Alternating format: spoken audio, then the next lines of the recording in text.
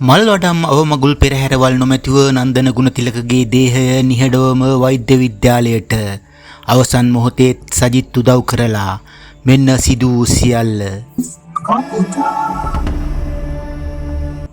ශ්‍රී ලාංකීය දේශපාලන ශාස්ත්‍රයේ සුවිශේෂී සලකුණක් තැබූ හිටපු පාර්ලිමේන්තු මන්ත්‍රීවරයෙකු මෙන්ම ජනතා විමුක්ති පෙරමුණේ හිටපු ජනාධිපති අපේක්ෂක නන්දන ගුණතිලක මහතා අද අලුයම අභාවප්‍රාප්ත වී තිබුණා.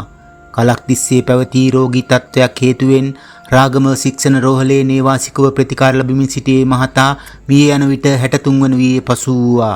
ඔහුගේ අසනීප තත්ත්වය බරපතල බවත් ඔහුට අවශ්‍ය වෛද්‍ය පරීක්ෂණ සහ ප්‍රතිකාර ජයවර්ධනපුර රෝහලෙන් සිදු කර ගැනීමට තිබුණු නමුත් මුදල් නොමැතිකම නිසා ඔහුව රාගම රෝහලට මාරු කර තිබෙනවා. අවසානයේ විපක්ෂ නායක සජිත් ප්‍රේමදාස මහතායට මැදිහත් වී ඇති බවටයි වාර්තා වන්නේ. කෘතහස්ත දේශපාලඥයෙකු හිටපු සංචාරක සහ තැපැල් සේවා අමාත්‍ය පානදුර නගර සභාවේ හිටපු සභාපති අභාවප්‍රාප්ත නන්දන ගුණතිලක මහතාගේ දේහය කොළඹ තරුණ බෞද්ධ සංගම් ශාලාවේ තැන්පත් කරන අතර අනතුරුව පානදුර ප්‍රදේශයට ගෙන ඒමට නියමිත තිබෙන බවටයි වාර්තා වන්නේ. නන්දන ගුණතිලක මහතා මිය යාමට පෙර සිය දේහය වෛද්‍ය පීඨ සිසුන්ගේ පර්යේෂණ කටයුතු වෙනුවෙන් පරිත්‍යාග කිරීමට තීරණය කර තිබෙන බවටයි වැඩිදුරටත් වාර්තා වන්නේ.